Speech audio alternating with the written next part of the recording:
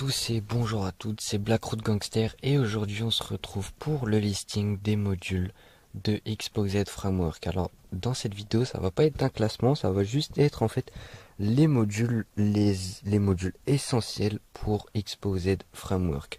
Donc on va commencer cette série tout de suite avec le premier qui s'appelle Boot Manager. Alors pour télécharger en fait je vous l'ai montré dans la première vidéo.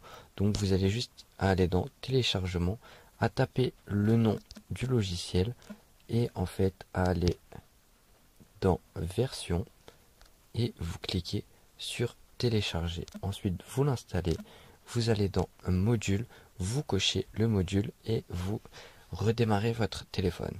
Donc voilà. Maintenant on va voir Boot Manager. Donc Boot Manager, à quoi il sert? Il sert donc à kicker, bannir des applications qui se lancent directement au démarrage. Donc lorsque vous démarrez, en fait normalement ils sont tous en gris comme ça. Et donc c'est les applications qui se lancent en démarrage. Donc pour kicker les applications qui se lancent du démarrage, vous avez juste à cliquer dessus en fait pour les mettre en rouge. Donc ils ne seront pas lancés lorsque vous démarrez votre téléphone. Il faut savoir que les applications qui démarrent en même temps que le téléphone, ils utilisent de la RAM, ils font que le téléphone met plus longtemps à démarrer. Donc c'est pas mal d'avoir un petit logiciel comme ceci.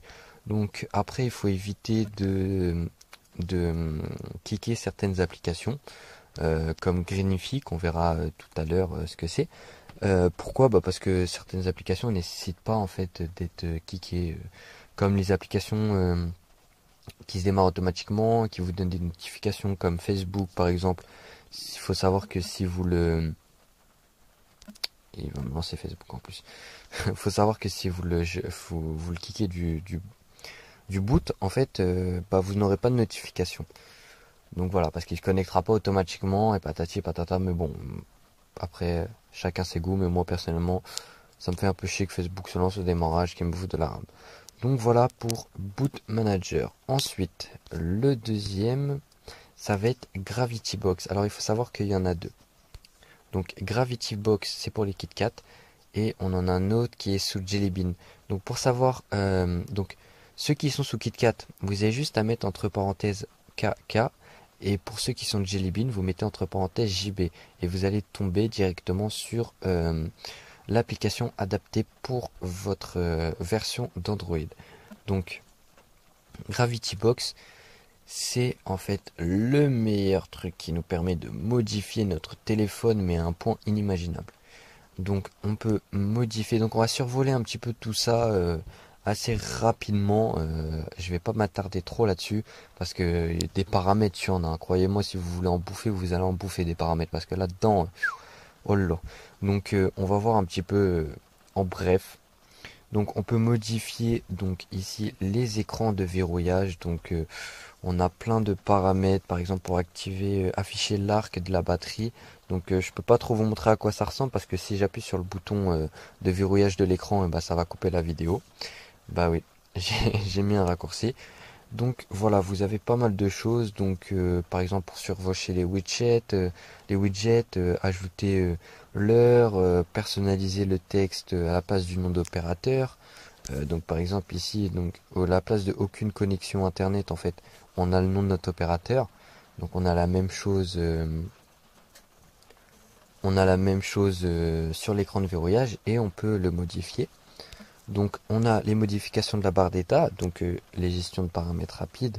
Donc les paramètres rapides, c'est ceux qui sont dans la barre d'état. Donc voilà, après c'est des paramètres, c'est pareil, hein, c'est des paramètres et des paramètres. Donc on a des couleurs de la barre d'état. Donc on peut choisir les couleurs. Donc le volet de notification, donc ça. On peut modifier, donc par exemple ici le texte, quand je vous ai marqué, donc par exemple Blackroot Gangster, hop, le modifier. Et ici voilà, vous voyez qu'il y a marqué Blackroot Gangster.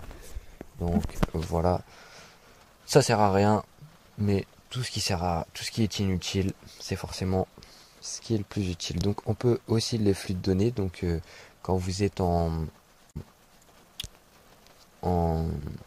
3G ou moi ici je suis pas sûr que je capte En fait, vous avez ici, on le verra sûrement tout à l'heure, vous avez affiché en fait les données que vous recevez, donc en octet ou en MO, et les données que vous envoyez.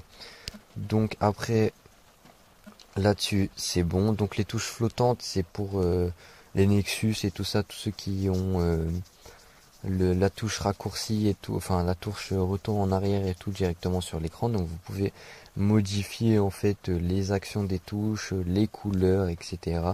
Donc les modifications d'énergie, donc par exemple pour le menu d'extinction, donc on peut modifier le menu d'extraction. Au départ on a juste éteindre, démarrer mode avion, donc on peut rajouter capture d'écran, enregistrer l'écran et d'en redémarrer, donc un menu plus détaillé, donc avec par exemple le bootloader et tout ça.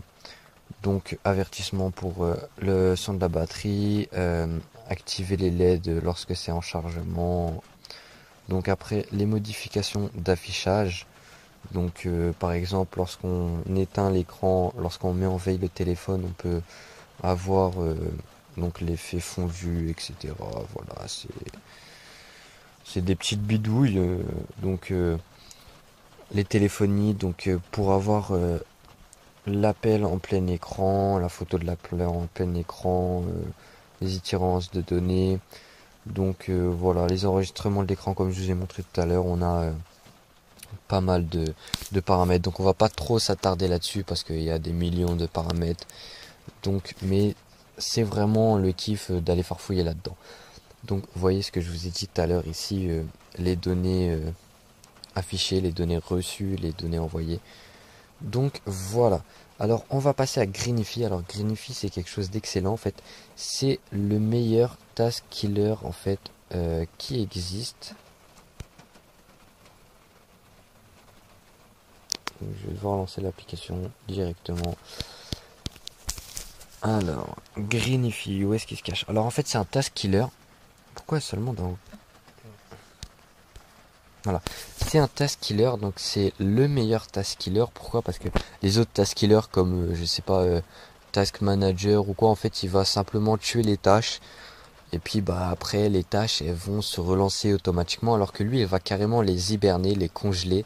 Donc elles ne se réactiveront que lorsque vous relancerez l'application. Mais il faut savoir qu'il y a des inconvénients. Donc par exemple je prends Facebook et je clique sur les 3 Z qui va l'hiberner. Mais, il faut savoir qu'il y a un mais, une fois qu'il est hiberné en fait, et ben vous ne recevrez plus les notifications. Pourquoi? Parce que l'application c'est comme si elle était éteinte, elle est plus en fonctionnement, donc par exemple les notifications de Facebook vous n'allez pas les recevoir.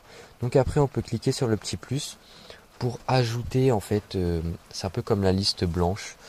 Les applications qui ne sont pas achetées, vous avez juste à cliquer dessus et à cliquer sur la petite croix ici et ça va vous hiberner les applications. On peut créer un raccourci directement à partir du bureau. Donc lorsqu'on est sur le bureau, donc moi je l'ai ici, vous avez juste à cliquer et ça va hiberner les applications. Alors j'espère que ça va pas m'hiberner mon... Non, ça va pas hiberner mon screen recorder parce que sinon je me serais retrouvé con. Donc voilà. Donc c'est vraiment quelque chose qui est utile et même génial quoi. Ça nous permet d'économiser de la RAM et de la batterie, même énormément de batterie. Donc voilà pour Greenify, on va passer au suivant. Donc le suivant, alors c'est KeepChat. Alors KeepChat et Snapchat, malheureusement, il y a eu une mise à jour de Snapchat il y a même pas une heure. Donc je vais vous expliquer vite fait ce que c'est. Alors donc vu qu'il y a une mise à jour de Snapchat il n'y a même pas une heure, bah, ça va pas marcher. Mais les développeurs sont assez réactifs, ils mettent des mises à jour généralement le lendemain. Alors KeepChat, il va vous permettre de sauvegarder en fait les images que les gens vous envoient de Snapchat. Et Snapchat va vous permettre par exemple, lorsque vous faites une capture d'écran, il va vous permettre en fait euh, d'envoyer la capture d'écran directement sur Snapchat sans en fait besoin de, par exemple avec Snapchat vous pouvez seulement prendre une photo et envoyer la photo, alors que là vous pouvez par exemple télécharger une image sur internet et avec Snapchat l'envoyer par Snapchat. Donc voilà. Alors MinMinGuard, maintenant on va le lancer pour voir ce que c'est. Donc lui en fait c'est tout simplement un anti-pub.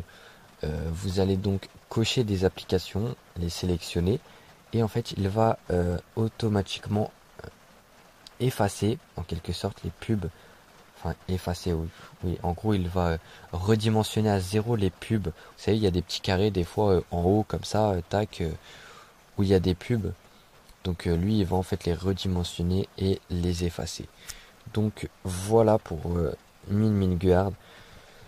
Donc en fait, vous avez juste à cocher les applications et voilà. Donc après, vous pouvez activer le filtrage d'URL. Donc par rapport au fichier host, activer le login pour cette application. Donc voilà, en gros, vous cochez les applications et c'est bon. Donc ensuite, on va passer au suivant. Le suivant, donc Play Store Fix. Donc en fait, c'est tout simplement, moi ça c'est pas essentiel, mais en fait c'est tout simplement une application qui va vous permettre d'afficher toutes les applications qui sont disponibles sur le market. Parce que vous savez, des fois ils vont dire l'application n'est pas compatible, mais ils vont pas vous la mettre. Ou des fois des applications pour tablette qui vont pas mettre pour téléphone, et en fait justement vous allez pouvoir les avoir.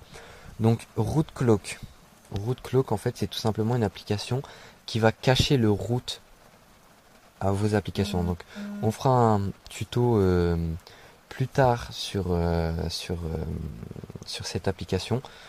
Donc pourquoi certainement, sûrement, en fait c'est mieux, c'est par exemple pour les vidéos en streaming, par exemple Google Vidéo, quand vous êtes routé, il vous dit ouais, votre téléphone est routé, donc les services sont disponibles. En fait, en ajoutant l'application, il va cacher à l'application que vous êtes routé. Donc vous avez juste à cliquer sur le plus et ajouter une application.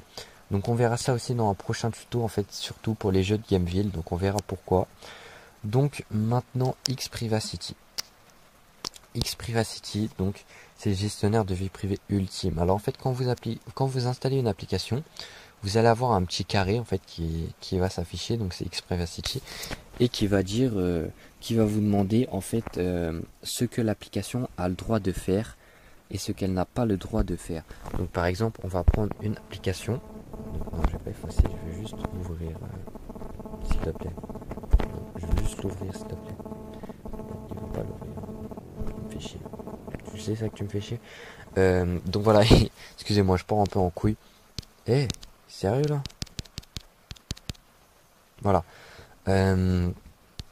En fait, voilà, l'application va avoir accès à certains éléments, et donc en cochant, donc par exemple pour les appels téléphoniques, un jeu il n'a pas besoin d'appeler ou d'envoyer des SMS. Je pense que vous êtes d'accord avec moi là-dessus. Donc vous allez pouvoir cocher ces cases-là pour permettre ou bloquer. Donc en les cochant, vous bloquez l'accès aux SMS et aux appels. Donc vous n'avez pas besoin de passer directement par l'application. Lorsque vous installez une application et que vous l'ouvrez, bah, vous allez avoir un checklist complet avec pendant que l'application se lance, vous allez avoir des petits carrés comme ça de Xprivacity qui va demander pour chaque action, donc pour les appels, pour tout ce que l'application va demander en fait, il va vous demander si vous permettez ou si vous bloquez. Donc voilà, je pense que c'est tout. Donc c'est les modules qui sont pour moi nécessaires. Une fois que vous avez routé votre téléphone et que vous avez installé Exposed Framework, pour moi c'est la base, on va dire ça comme ça, c'est la base.